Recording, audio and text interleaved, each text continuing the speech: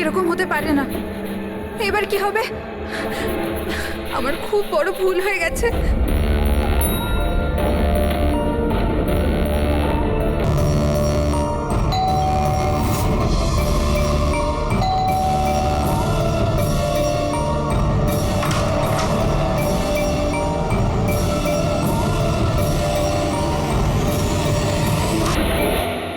এদিকে এসো, এদিকে এসো। সব সব ঠিক আছে তো? তোমায় এভাবে কেউ দেখেনি তো? কেউ সন্দেহ করেনি তো? হ্যাঁ, সন্দেহ? বলো। কেমন সন্দেহ? কি অঞ্জলি, তুমি কাঁদছো কেন? আর তোমার চোখগুলো এরকম বসে গেছে কেন? তুমি তুমি এত কাঁদছো কেন? কি হয়েছে? তুমি আমায় জিজ্ঞাসা করছো কি হয়েছে? তুমি জানো না কি হয়েছে? আমি কি করে জানবো কি হয়েছে? আমি তো এইমাত্র বাড়ি এলাম। রঞ্জন, তুমি পাগল হয়ে গেছো নাকি আমায় পাগল বানাচ্ছো? এত বড় ঘটনা ঘটে গেল আমাদের সাথে, আর তুমি এমন বিহেভ করছো যে যেন কিছু হয়নি। কি কি খেলা খেলছো তুমি? কি খেলা আরে আমি খেলছো কোনো তুমি? খেলা খেলছি না। কি তখন থেকে বলে চলেছো তুমি? রঞ্জন, কিছু ঘন্টা আগে তুমি তুমি খুন করেছো। কি? ওই লাশটা টুকরো করে ওই টুকরোগুলোকে পুকুরে ফেলে দিয়েছো, আর তুমি এমন বিহেভ করছো যেন কিছু হয়নি। মনে করো তুমি কেন এমন বিহেভ করছো? অঞ্জলি, তোমার কি হয়েছে? কিছু নেশা টেশা করেছো নাকি তুমি? হ্যাঁ, পাগলের মতো কথা বলছো। আরে কি খুন, কি মার্ডার, কি কি এক মিনিট, এসব? এক what is minute. Wrong with you?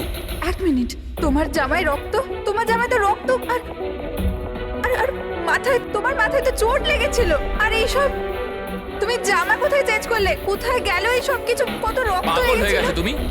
আজ সকালে এই জামাটা পরেই তো গিয়েছিলাম অফিসে।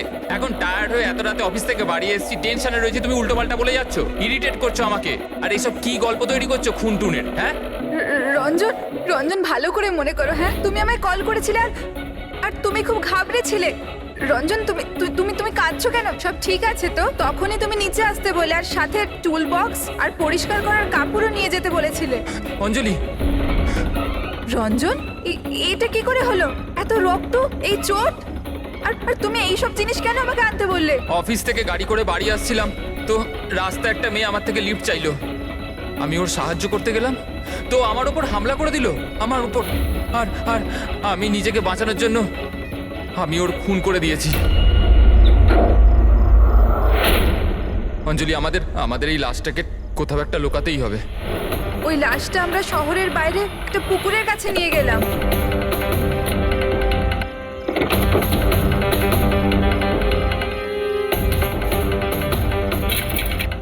আর সেখানে তুমি বলার পর আমরা লাশটাকে টুকরো টুকরো করেছিলাম, সেগুলো প্লাস্টিক ব্যাগের মধ্যে ঢুকিয়ে আর ওই পুকুরে ফেলে দিলাম।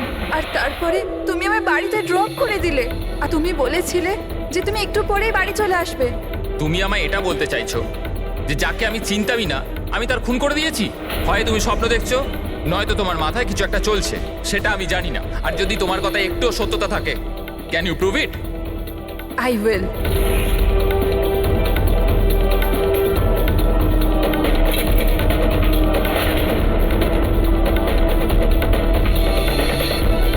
এই দেখো, আর এই দেখো। এবার বলো, প্রুফ চেয়েছিলে না তুমি? এই দেখো প্রুফ। এবার বলো, এই জামাগুলোতে রক্ত কোথা থেকে এলো? এমনটা নয় তো যে এগুলো তুমিই করেছো আর তুমি আমাকে ফাঁসানোর চেষ্টা করছো?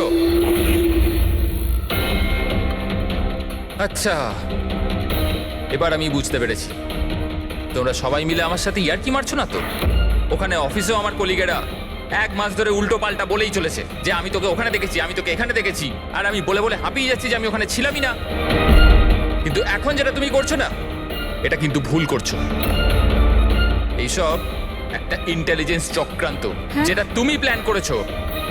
তুমি খুন করেছো অঞ্জলি, আর তুমি এটাতে আমাকে ফাঁসাতে চাও। আমি যাচ্ছি পুলিশের কাছে, সিআইডি কে ডাকবো। পাগল হয়ে গেছো? তুমি ছাড়ো। কেন এমন করছো? রঞ্জন, রঞ্জন, তুমি খুন করেছো, তুমি সিআইডি কে কেন ডাকছো?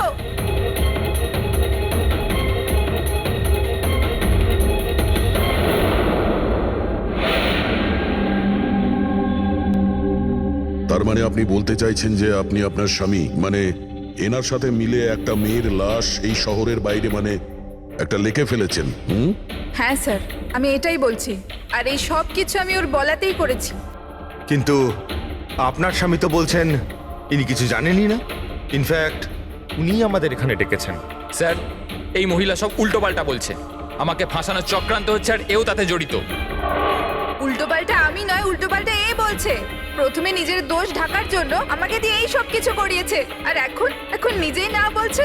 স্যার আমি আপনাকে সত্যি কথা বলছি, আমি বলেছিলাম না যে আমার হ্যাঁ, ওই একই রকম দেখতে লোকের কথা, যে আপনার বন্ধু অ্যালেক্সরা আপনার মতো দেখতে লোকের সঙ্গে দেখা করছে, কিন্তু এটা মনে হচ্ছে না যে আপনার এই গল্পটা সত্যি কম আর কাল্পনিক বেশি লাগছে। স্যার এই লোকটা আপনাদের মিথ্যে বলছে, আমি সত্যি বলছি। ইনফ্যাক্ট আপনারা তো জানেনও না যে কি হয়েছিল। এমন কি হয়েছে? স্যার রঞ্জন আমাকে টুল বক্স আর একটা কাপড় নিয়ে নিচে পার্কিং এ ডেকেছিল, আর ওখানেও আমাকে বললো যে ও একটা মেয়েকে খুন করে ফেলেছে। সেখানে আমরা লাশের টুকরো করে জলে ফেলে দিয়েছিলাম। স্যার প্লিজ আমায় বিশ্বাস করুন স্যার, একই রকম দেখতে একটা লোক এরকম করছে, আর না হলে সবাই মিলে চক্রান্ত করছে যেটাতে আমাকে ফাঁসানো হচ্ছে। এক মিনিট, এক সময়ের জন্য চুপ থাকুন, আর আপনি আপনার গাড়ির চাবিটা দিন এক্ষুনি, এই মুহূর্তে। আর এখান থেকে লিখে যাব। একবার এই এভিডেন্সগুলো ফরেন্সিক ল্যাবে যাক, তাহলেই আমরা জেনে যাব যে আপনাদের দুজনের মধ্যে কে সত্যি বলছে আর কে মিথ্যে বলছে।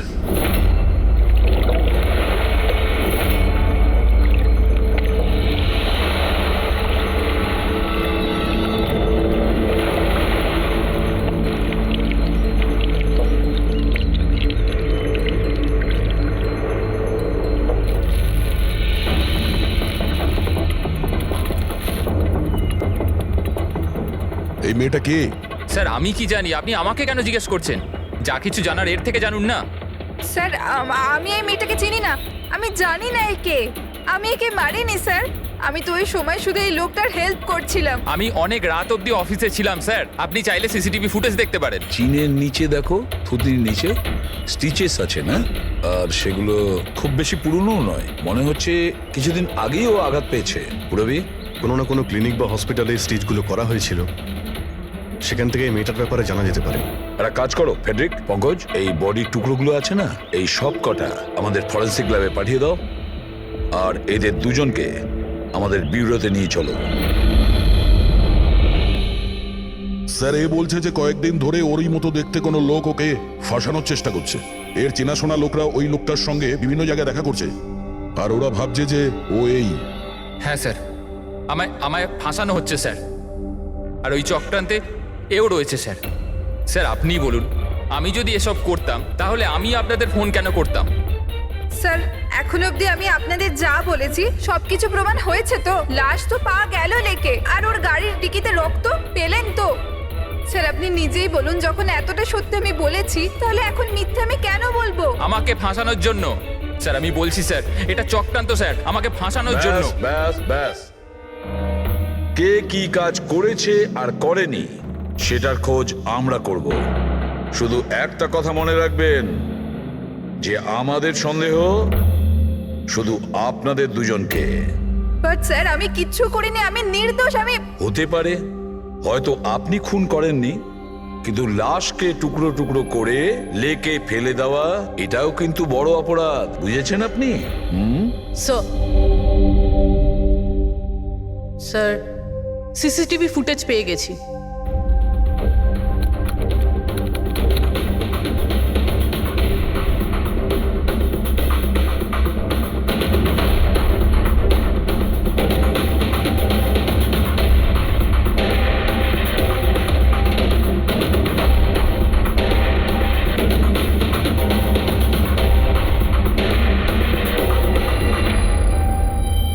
এ তো খালি।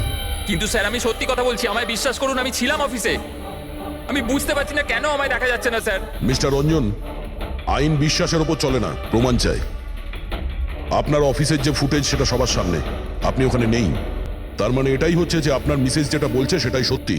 না না স্যার, আমি সত্যি কথা বলছি স্যার, আমি অফিসেই ছিলাম। আমি বুঝতে পারছি না যেটা কিভাবে হলো। হ্যাঁ, কিন্তু আপনার অফিস ফাঁকা দেখাচ্ছে কেন? স্যার রঞ্জন এই কোম্পানির সিইও, এই ফ্লোরে শুধু ওই থাকে, ও ছাড়া একজন পিয়নও আছে, সে সেদিনকে ছুটিতে ছিল। আচ্ছা, রঞ্জন বাবু ঠিক ওই দিনেই আপনার পিয়ন অ্যাবসেন্ট কেন? স্যার আমি সত্যি বলছি স্যার, আমি অফিসে ছিলাম। মিস্টার রঞ্জন, নিজেকে নিরপরাধী প্রমাণ করবার জন্য কোনো রকম প্রমাণ আপনার কাছে নেই, বুঝেছেন?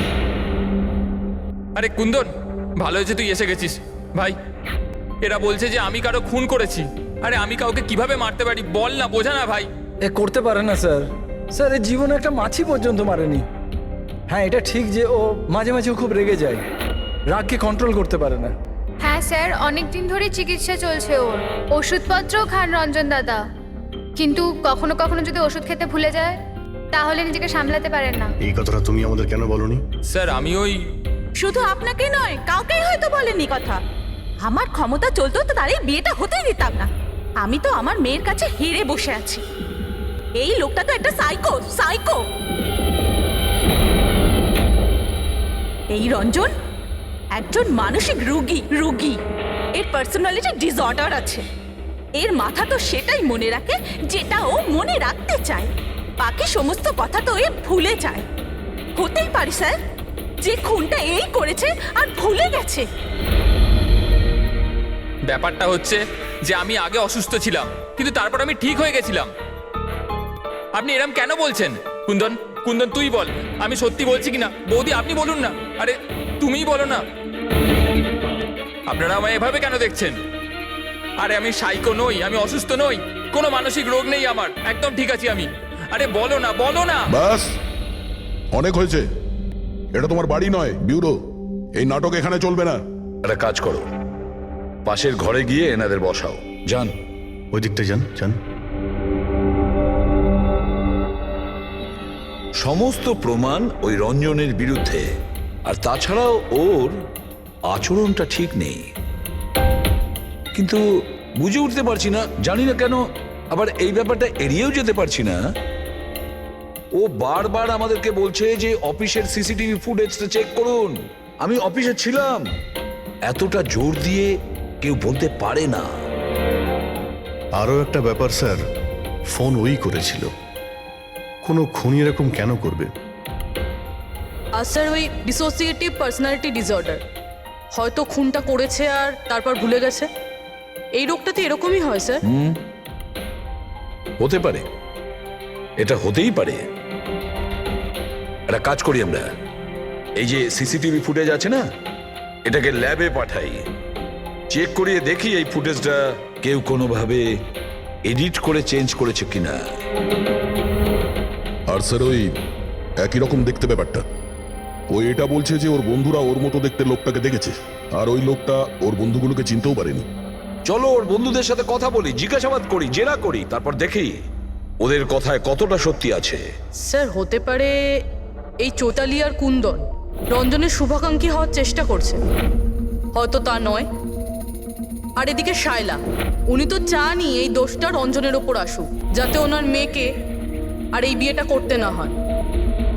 স্যার স্যার যে মেয়েটা মারা গেছে ওর ফটো হসপিটালের ক্লিনিকে পাঠিয়ে দিয়েছি। ওকে শনাক্ত করা হয়েছে। ওর নাম হলো অনামিকা। দুদিন আগেই ওখানে গেছিল ওর আঘাত দেখাতে। অনামিকা, অনামিকা, এই অনামিকার পুরো ফোন রেকর্ড চেক করো, খোঁজ নাও এ কোথায় থাকতো, কি করতো, এর সঙ্গে রঞ্জনের কি সম্পর্ক ছিল।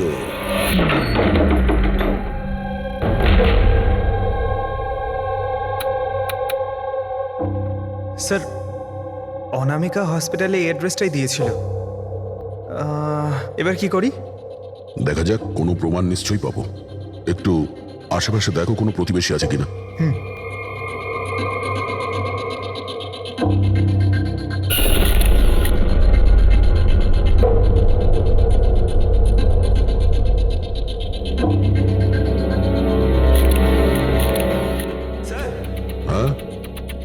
এর নাম অঙ্কিত, অনামিকার প্রতিবেশী। হ্যালো স্যার, কি হয়েছে বলুন? অনামিকা ঠিক আছে তো? না, অনামিকার খুন হয়ে গেছে, আর আমরা সেই জন্যই এর তদন্ত করছি। আপনি ওর ব্যাপারে কিছু বলতে পারেন যার সাহায্যে আমরা খুনি পর্যন্ত পৌঁছতে পারি? না স্যার, আমি ওর ব্যাপারে বেশি কিছু তো জানি না। হ্যাঁ, তবে এটুকু জানি যে ও অ্যাসিস্ট্যান্ট ডাইরেক্টর ছিল আর এখন একটা ইন্টারন্যাশনাল শর্ট ফিল্মে কাজ করছিল। ইন্টারন্যাশনাল শর্ট ফিল্মে? আচ্ছা, ওর কোনো বন্ধু কিংবা আত্মীয় যে এখানে ওর সঙ্গে থাকতো? ও তো এনারাই ছিল স্যার, এই কিছু মাস আগেই এখানে থাকতে এসেছিল। আমি তো ওর পরিবারের কাউকে দেখিনি। হ্যাঁ, ওর একটা বয়ফ্রেন্ড ছিল যার সাথে ও ঘন্টার পর ঘন্টা ফোনে কথা বলতো। ও ফোনে যার সঙ্গে কথা বলতো ও যে ওর বয়ফ্রেন্ড ছিল এটা আপনি কি করে জানলেন? স্যার আসলে আমি ওর কথাগুলো শুনেছিলাম। ও ব্যালকনিতে দাঁড়িয়ে ওর সাথে খুব জোরে জোরে কথা বলতো অনেকক্ষণ। আর ওদের কথা শুনে মনে হতো স্যার ওর বয়ফ্রেন্ড ভালো লোক নয়। ঝগড়া হতো খুব দুজনের। কথা শুনে মনে হতো নিজেদের মধ্যে মারপিটও করে। ইনফ্যাক্ট এই 2 দিন আগেই ওরা নিজেদের মধ্যে মারপিট করেছে। ওর মুখেতে সেলাইও পড়েছিল আর ওর চোখেও আঘাত লেগেছিল স্যার। আপনি দেখেছেন ওর বয়ফ্রেন্ডকে? আমি স্যার ওকে কখনো দেখিনি, কিন্তু ওর নামটা জানি স্যার। আচ্ছা, কি নাম কি ওর? Ranjan. Ranjan?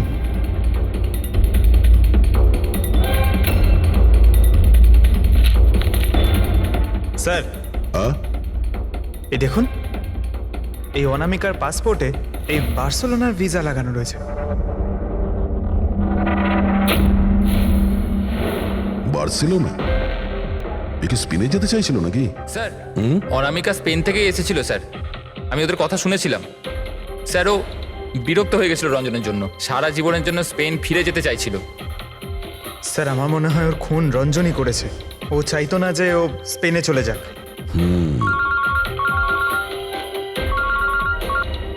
Hello, sir অনামিকার phone records পাওয়া গেছে। একটা নাম্বারে যেটাতে ও সবচেয়ে বেশি কথা বলতো সেটা রঞ্জনের কোম্পানির নামে রেজিস্টার্ড আছে। ও রঞ্জন, একটা কাজ করো, অনামিকার ফোনের শেষ লোকেশনটা কোথায় ছিল সেটা বার করো। এ অনামিকা কাল রাত্রেই আপনার হোটেলে ছিল? I am not sure sir, ছিল না? আমার তো মনে হয় না। ঠিক আছে, আমাদের আপনার হোটেলের সিসিটিভি ফুটেজটা চেক করতে হবে। Sure sir.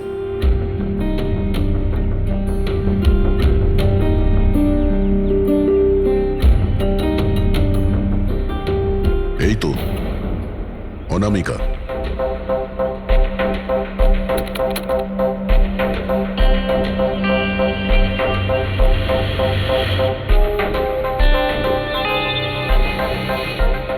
এটা কি ব্যাপার? ও ভেতরে গেল একটা হ্যান্ডব্যাগ নিয়ে আর বাইরে এলো একটা লাগেজ নিয়ে। আর সঙ্গে এই ছেলেটাকে? স্যার ও তো আমাদের বেল বয়। ওয়েল বয় কোথায় আছে এখন? কাল রাত্রে তুমি যখন ওই মেয়েটার লাগেজ নিয়ে বাইরে যাচ্ছিলে তখন ওর জন্য কেউ অপেক্ষা করছিল বাইরে? হ্যাঁ স্যার, একজন লোক তো ছিল, ওর জন্য ওয়েট করছিল। কে ছিল? লম্বা রোগা করে একজন ছিল। লম্বা রোগা করে? এ ছিল ওই লোকটা? স্যার মনে হচ্ছে তো এরকমই ছিল। দেখে তাই মনে হচ্ছিল মানে? স্যার ও দূরে দাঁড়িয়ে ছিল তাই আমি ঠিকমতো দেখতে পাইনি। ও তার মানে এই রঞ্জন, ও আমাদের মিথ্যে কথা বলেছে। ও অনামিকাকে আগে থেকেই চিনতো আর শেষবার অনামিকা ওর সাথেই ছিল। রঞ্জন বলছে যে আপনারা ওকে আলাদা আলাদা জায়গাতে দেখেছিলেন, কিন্তু ও বলছে ওখানে ছিলই না। ব্যাপারটা কি বলুন তো? স্যার আমি একদিন কফি শপে কফি খাচ্ছিলাম, আমি দেখলাম যে রঞ্জন বাইরে কারোর সাথে কথা বলছে। রঞ্জন, রঞ্জন, এই রঞ্জন! স্যার আমি যখন ওকে ডাকলাম ও জানি না কেন আমার কথা না শুনেই অন্যদিকে চলে গেল। রঞ্জন! কিন্তু স্যার যখন আমি এই ব্যাপারে ওর সঙ্গে কথা বললাম তখন ও বললো যে ওখানে ছিলই না। আমি জানি না ওখানে মিথ্যে কথা বললো। আর লীলা দেবী, আপনি ওকে আপনি কোথায় দেখেছিলেন? কান্দিওয়ালাতে একটা জুয়েলারি শপে। ওর সঙ্গে একটা মেয়েও ছিল। রঞ্জন, রঞ্জন! আচ্ছা,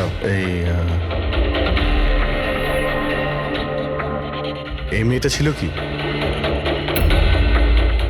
হ্যাঁ স্যার, এই মেয়েটাই ছিল। কিন্তু যখন ওর সঙ্গে আমি ফোনে কথা বললাম, বলতে শুরু করলো আমি তো ওখানে ছিলামই না। আর তোমার সঙ্গে কি এটাই ঘটেছে? হ্যাঁ স্যার, ও বাজারেতে আমার সামনে দিয়ে যাচ্ছিল। আমি ওকে হাত দেখালাম, হাই বললাম, মদন রে, কিন্তু ও সরাসরি আমায় ইগনোর করলো, অটোতে বসলো, চলে গেল। এদিকে দেখ ভাই, আমি রঞ্জন, রঞ্জন! ঠিক আছে, thank you very much. Sir এদের কথা শুনে মনে হচ্ছে রঞ্জন ইচ্ছে করে ওদের সামনে এসেছিল আর এরকম বিহেভিয়ার করেছে। কিন্তু অভিজিৎ, কি কারণ হতে পারে? এরকম ব্যবহার কেন রঞ্জন করেছিল? না না না না, কিছু না কিছু গোলমাল তো নিশ্চয়ই আছে অভিজিৎ। যেখানে যেখানে এরা রঞ্জনকে দেখেছে না, দেখি ওখানে কোনো সিসিটিভি ফুটেজ পাওয়া যায় কিনা।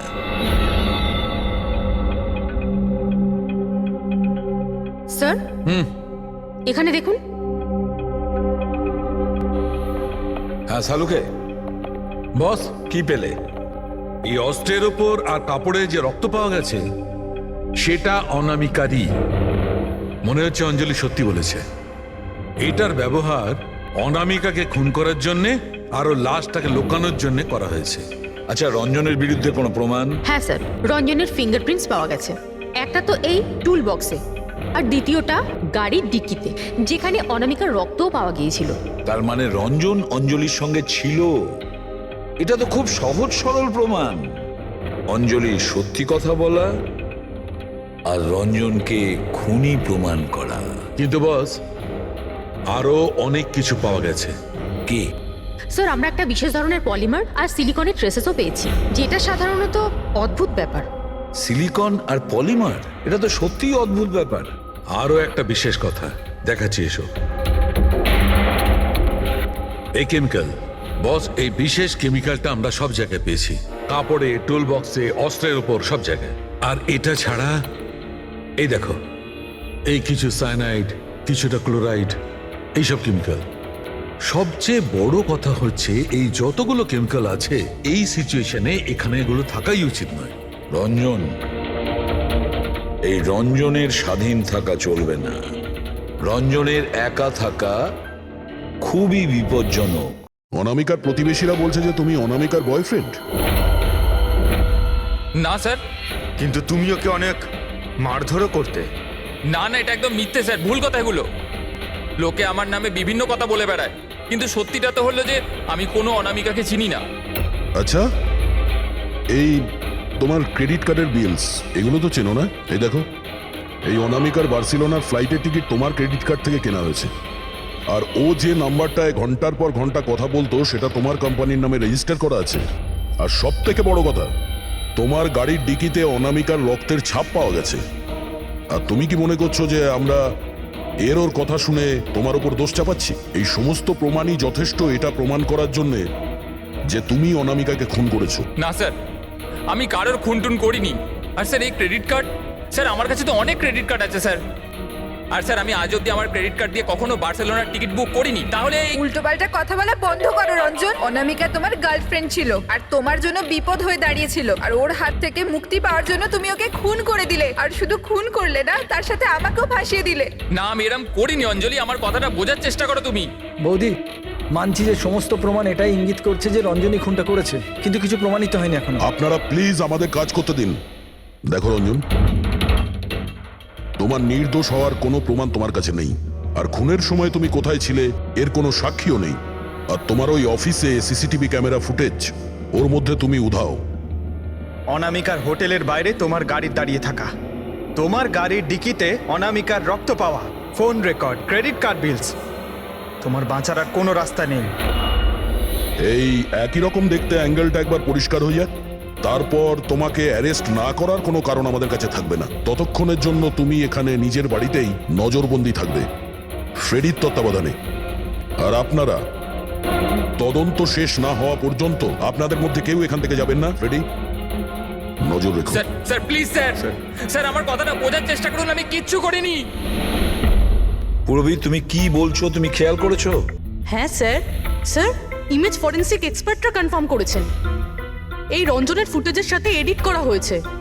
এই ফুটেজটায় কিছু আউট অফ ফোকাস ব্যাপার আছে, যেটা থেকে এটা প্রুফ হয় যে এখানে কেউ একজন ছিল, যেটাকে খুবই ভালোভাবে ডিলিট করা হয়েছে। অন্য আর কেউ নয়, ও রঞ্জনই হবে। তার মানে ওর এই একই রকম দেখতে গল্পটা সত্যি। অনামিকার খুনের সময় ও অফিসেই ছিল, তাহলে ওর খুন কি করে করবে? একটাই লোক একই সময়ে দু জায়গায় কি করে হতে পারে? স্যার, স্যার সেই সব সিসিটিভি ফুটেজ পেয়ে গেছি যেখানে রঞ্জনের বন্ধুরা রঞ্জনকে দেখেছিল। কফি শপ, জুয়েলারি শপ আর মার্কেটে। দরজা খোলো, বাইরে বেরোতে দাও। আরে কেন আমাকে আটকে রেখেছো? খোলো, আমি বলছি খুলে দাও। এটা কি হচ্ছে? ওর আবার আগের মতো অবস্থায় নেই তো? খোলো। সে কি? তাহলে তো ওনাকে কাবুতে আনার নিশ্চয়ই কোনো উপায় থাকবে। শুধু একটাই ওষুধ আছে, ঘুমের ইনজেকশন।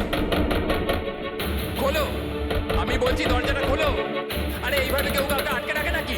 আমার তো খুব ভয় লাগছে, আমি দরজা ভেঙে মাথা দেবো, খারাপ সবাই হয়ে গেলে খোলো। আবার কিছু করে নেবে না তো? সব এক একটা রত্ন এখানে, দরজাটা খোলো। আমি দেখছি। আরে কেন আটকে রেখেছো আমায়?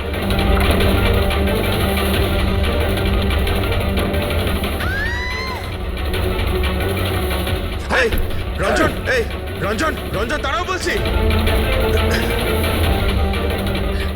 মা মা মা আস্তে আস্তে আস্তে, ও মাই গড, এটা কি করে হলো? আমি ডাক্তারের খবর দিচ্ছি। হ্যাঁ, তুমি ঠিক আছো তো মা?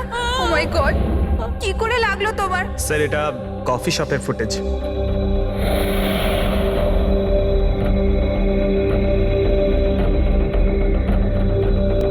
স্যার এবার জুয়েলারি শপ।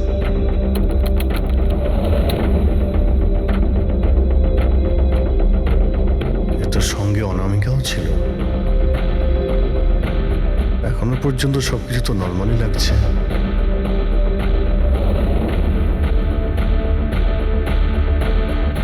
স্যার এবার মার্কেট প্লেস।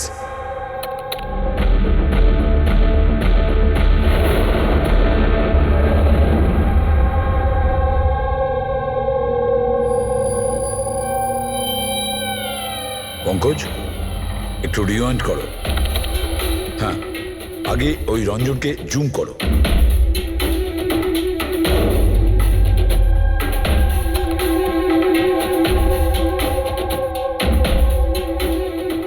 এই দেখো, এর হাঁটা চল একটু আলাদা। ও অন্য ধরনের জুতো পরে রয়েছে।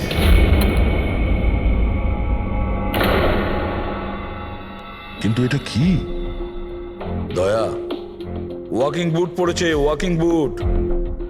যার পায়ের হাড়ে কোনো প্রবলেম থাকে না, সে ওই ওয়াকিং বুট পরে। কিন্তু রঞ্জনের পা তো একদমই ঠিকঠাক আছে। সেটাই তো, এটা তো হতেই পারে না। তাহলে ও কি? হ্যাঁ শালুকে বলো, কি এখনই? আচ্ছা ঠিক আছে, আমি আসছি। শালুকে ফরেন্সিক ল্যাবে ডেকেছে, এখনই যেতে হবে। চলো। হ্যাঁ ফেডরিক বলো, কি বললে তুমি? ঠিক আছে, হ্যাঁ ওখানেই থেকো। ফ্রেডরিক বলছিল রঞ্জন পালিয়ে গেছে শায়লার উপর আঘাত করে। কিন্তু ফ্রেডি তো ছিল ওখানে। সেটাই তো। একটা কাজ করো দা, তুমি আর পঙ্কজ ওখানে চলে যাও, আমরা ফরেন্সিক ল্যাবে যাচ্ছি। আচ্ছা শালুকে, তুমি রঞ্জনকে গ্রেপ্তার করতে বারণ করেছিলে, ব্যাস ও তো ওদেরকে আঘাত করে পালিয়ে গেছে।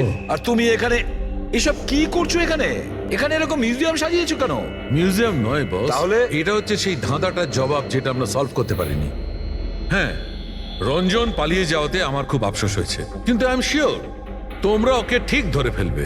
তোমাদের মনে আছে ওই যে কেমিক্যালটা আমরা ক্রাইম স্পটে পেয়েছিলাম? তো তার সঙ্গে ওর কি সম্পর্ক? সেটা আমি আপনাদেরকে বলছি। আপনি কে? এ হচ্ছে জগৎ। এক মিনিট, সবকিছু বুঝতে পারবে বস। বেহুল, হাই স্যার।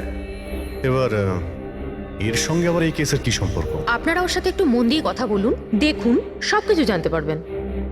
এটা বলুন তো যে আপনি কে, আর এই কেসের সঙ্গে আপনার কি সম্পর্ক? এক মিনিট। এনার চোখগুলো দেখে তো কেমন যেন একটা মনে হচ্ছে। শুধু চোখই নয়, এনার তো পুরো মুখের মধ্যেই কিছু গোলমাল আছে অভিজিৎ, ফেসের ওপরে গোলমাল আছে।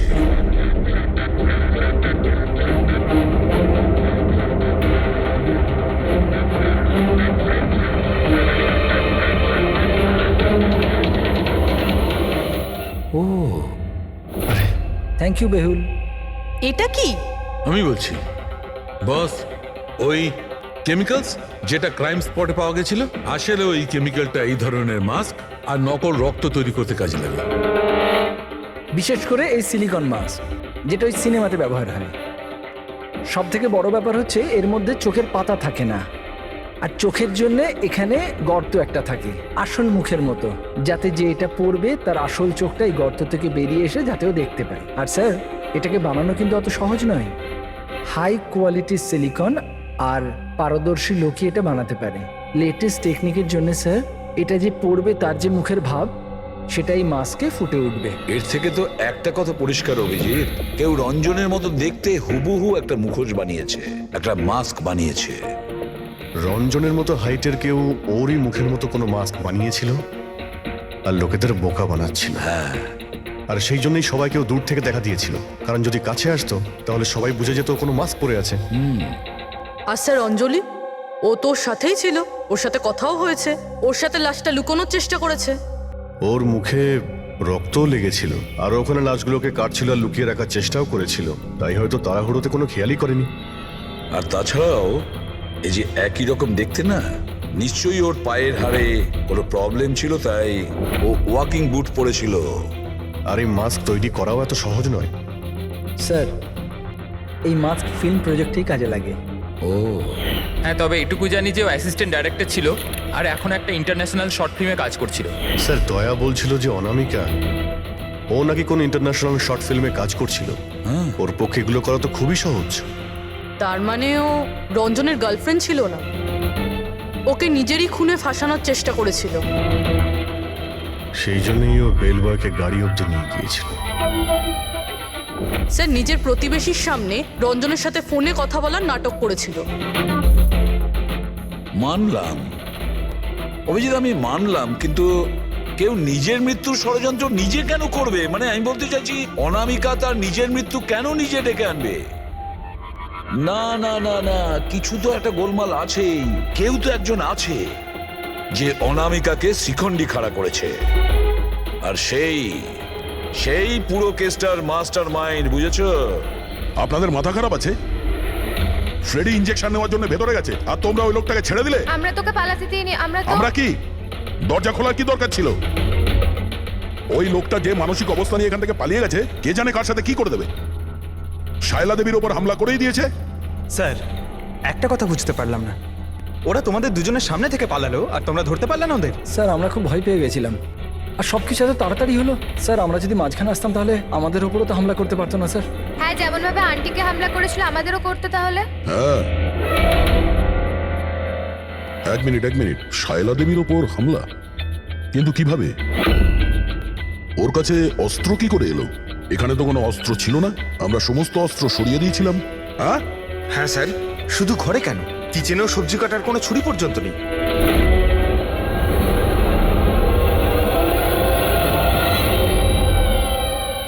স্যার এ হলো আমাদের প্রোডাকশন হাউসের মেকআপ আর্টিস্ট, আর স্যার এ মাস্ক বানাতেও এক্সপার্ট। তুমি অনামিকার জন্য মাস্ক বানিয়েছিলে, তাই না? বানিয়েছিলে কি না? হ্যাঁ স্যার, উনি আমাকে টাকা দিয়েছিলেন, আর এটা তো আমার কাজই স্যার। তাহলে এটাও বলে ফেলো যে কাজটা কার জন্য করেছিল, এই মাস্কটা কার পরার কথা ছিল। বলো বলো, তাড়াতাড়ি বলো, সময় নেই আমাদের। আর হ্যাঁ, যার মুখের তুমি মাস্ক বানাও তার মাপ নেওয়ার দরকার আছে, ম্যাপিং করার দরকার আছে। হ্যাঁ স্যার। কার জন্য বানিয়েছিল ওই মাস্ক? কে ওই মাস্কটা পরতো? বলো তাড়াতাড়ি।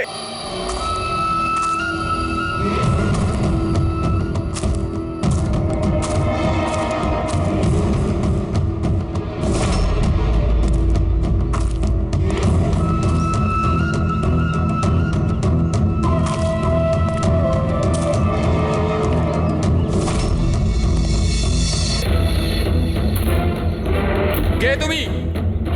হ্যাঁ, কে তুমি? কি চাও? কেন আমাকে বেঁধে রেখেছো? আমার তো মনে হয়েছিল আমাকে দেখে তুমি খুব খুশি হবে, কারণ আমিই তো হচ্ছি সে যাকে তুমি খুঁজে চলেছ। তোমারই আর এক রূপ। রূপ?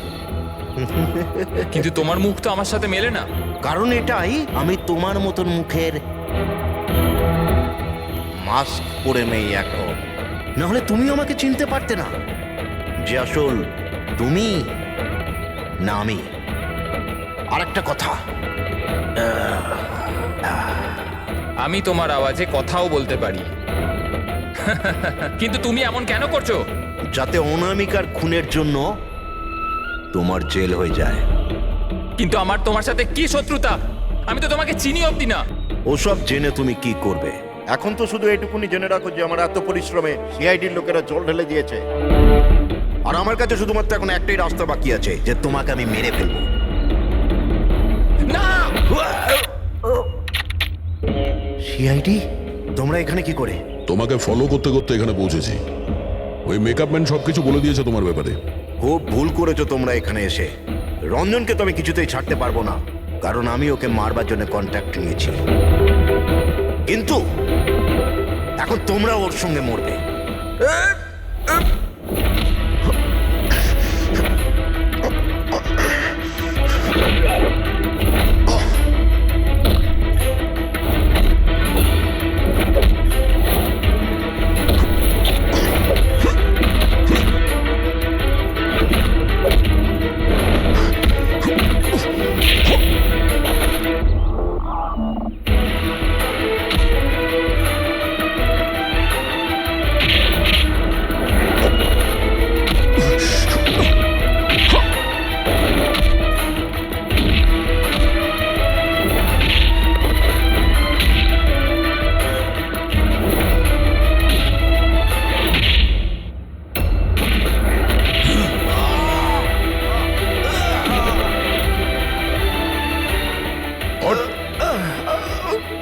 তোকে মারার কন্ট্রাক্ট দিয়েছিল? হ্যাঁ, কে দিয়েছিল? অনামিকা মারা যাওয়ার পরেও তোমাদের প্ল্যান চালু আছে। কে মাস্টার মাইন্ড? আমায় ক্ষমা করে দাও মা। তোমার মতের বিরুদ্ধে গিয়ে বিয়ে করে আমি অনেক বড় ভুল করে ফেলেছি। কখনো ভাবতেও পারেনি যে ও এইসব করতে পারে। রঞ্জন কোথায়? ওকে পেলেন না আপনারা? পাওয়া গেছে রঞ্জনকে। আপনারা সবাই এটা জেনে হয়তো অবাক হবেন যে রঞ্জন নির্দোষ। এটা আপনারা কি বলছেন? খুন রঞ্জনই করেছে? একদম না, রঞ্জন খুন করেনি। খুন করেছে আপনাদের মধ্যেই কেউ একজন। আমরা? কিন্তু আপনি তো জানেন যে এদের সবার উপস্থিতিতেই রঞ্জন আমাকে আঘাত করেছে। কি করে করলো? মানে কোন জিনিস দিয়ে আপনার উপরে আক্রমণ করেছিল? আমি বলেছিলাম না যে ও ছুরি দিয়ে আমাকে আঘাত করেছিল। কিন্তু ছুরি তো ছিল না ঘরে, আমরা সমস্ত অস্ত্র সরিয়ে দিয়েছিলাম আগে থেকেই। আপনার এই আঘাত ছুরি দিয়ে নয়, বরং নেইল ফাইল, নখ কাটার জন্য যেটা ব্যবহার করা হয়, আপনার এই আঘাত সেটা থেকে লেগেছে। মনে হচ্ছে উনি এখনো কনফিউজড। কোনো ব্যাপার নয়, ওনাকে আমরা সাহায্য করছি। ফ্রেডি,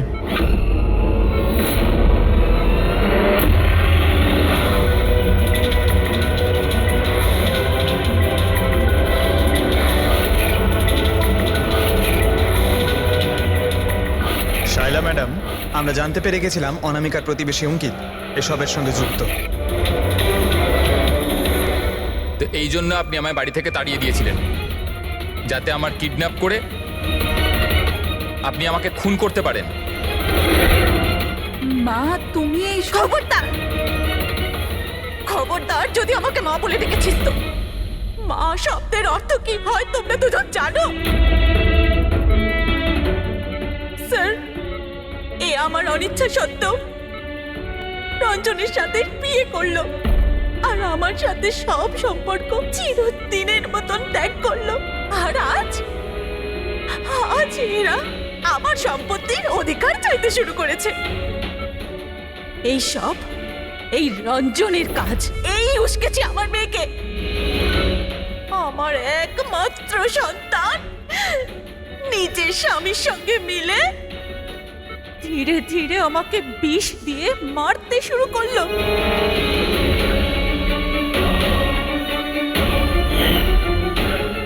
দুপোটা তাড়াতাড়ি করো অঞ্জলি, এটা নিয়ে গিয়ে মায়ের ঘরে রেখে দাও, যাও।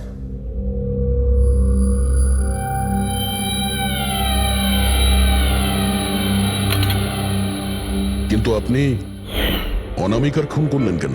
ওর কোনো দোষ ছিল না, কিন্তু আমার কাউকে তো একটু দরকার ছিল এই সব কিছু করার জন্য। কিন্তু আমি এদের দুজনকে শাস্তি দিতে চেয়েছিলাম যে রঞ্জনের ফাঁসি হয়ে যাক আর অঞ্জলির সারা জীবনের মতো জেল। শায়লা দেবী, এদের প্রতি আপনার ঘৃণা আপনাকেও এদেরই মতন অপরাধী বানিয়েছে। এদের দুজনের তো শাস্তি হবেই, আপনার প্রাণ নেওয়ার চেষ্টা করেছে বলে। কিন্তু আপনারও কঠোর থেকে কঠোরতম শাস্তি হবে অনামিকাকে খুন করার অপরাধে।